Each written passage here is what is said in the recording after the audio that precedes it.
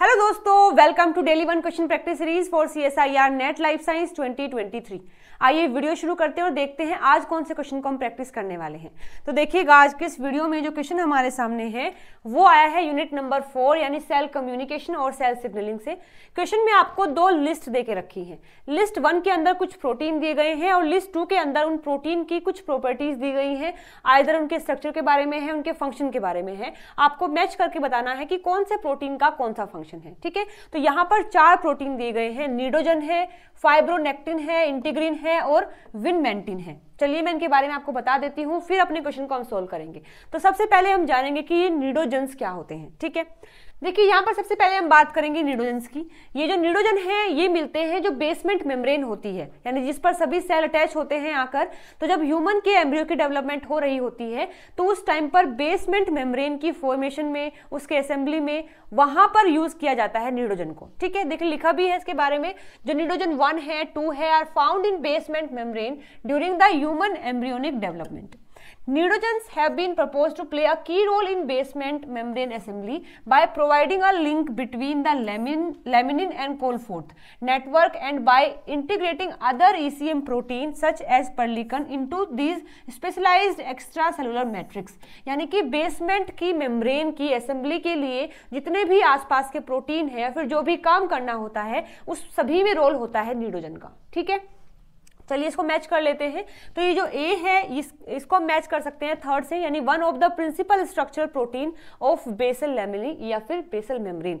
तो basal membrane का एक प्रिंसिपल स्ट्रक्चर प्रोटीन होता है नीडोजन, यानी ए का हो जाएगा थर्ड। तो देखिए ए का थर्ड हमें केवल एक ही स्टेटमेंट में देके रखा है, एक ही ऑप्शन में है, तो हम सबको काट सकते हैं। हमारा आंसर तो एक से ही आ गया है। चलिए आगे बात करते हैं कि फाइब्रोनेक्टिन का क्या काम है और इसकी स्ट्रक्चर कैसी होती है व्हाटएवर। तो fibronectin is a high molecular weight glycoprotein of the extracellular matrix that bind to membrane spanning receptor protein called the integrin।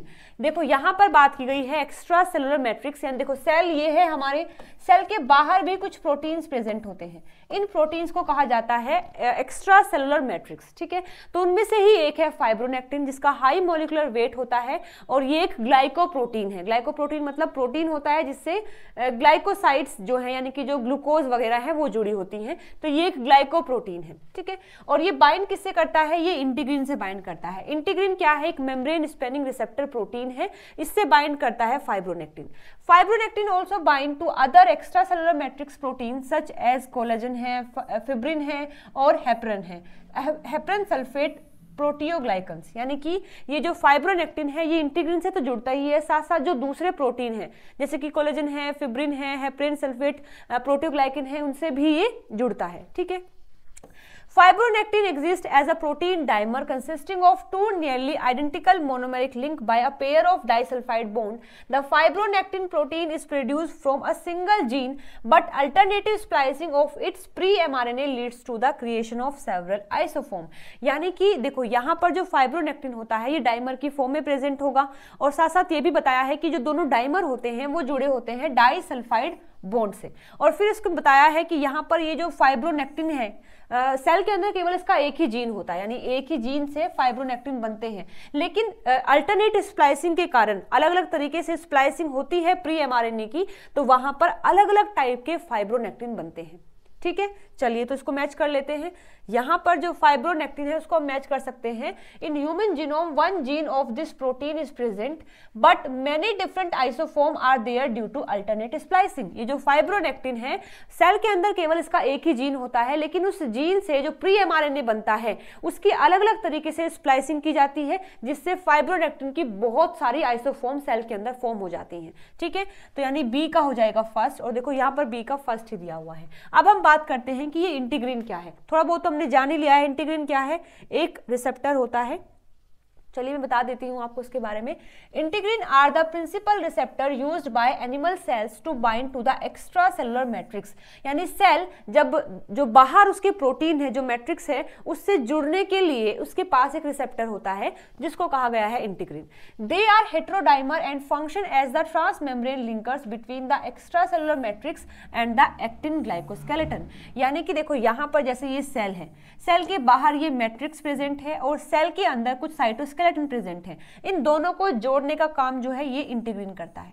ठीक है। हेट्रोडाइमर होता है, इसके पास 2 सब यूनिट होती हैं, अल्फा और बीटा। जैसे आप देख सकते हो यहां पर तो मैट्रिक्स होगा और यहां पर सेल के कुछ प्रोटीन होंगे, उन दोनों को जोड़ने का काम करता है ये इंटीग्रिन, जिसके पास अल्फा और बीटा सब यूनिट्स होती हैं। चलिए देखते हैं ये बात कहां पर लिखी है, कौन से पॉइंट में लिखी है।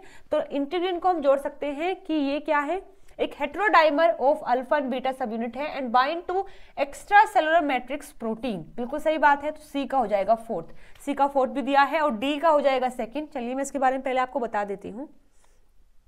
विनमेंटिन का क्या काम है, जो विनमेंटिन है a major constituent of the intermediate filament family of protein is ubiquitously expressed in normal mesenchymal cell and is known to maintain the cellular integrity and provide the resistance against the stress. Stress जब हो जाता है तो उस time पर resistance provide करता है, जो सेल की इंटीग्रिटी है उसको मेंटेन करके रखता है, और किसका पार्ट है, ये इंटरमीडिएट फिलामेंट्स जो होते हैं उनका ही एक पार्ट है। ठीक है, चलिए इसको भी मैच कर लेते हैं। तो यहां पर जो विनमेंटिन है वो क्या हो जाएगा, एन इंटरमीडिएट फिलामेंट प्रोटीन है that is typically expressed in the epithelial and mesenchymal cell. तो ये डी का हो जाएगा सेकंड, यानी कि third option will be the right answer for this question. Okay, चलिए तो क्वेश्चन हमने सोल्व कर लिया है। अभी भी अगर कोई डाउट है तो आप कमेंट करके मुझसे पूछ सकते हैं। मिलते हैं अगली वीडियो में नए टॉपिक के साथ में। Till then bye bye, take care.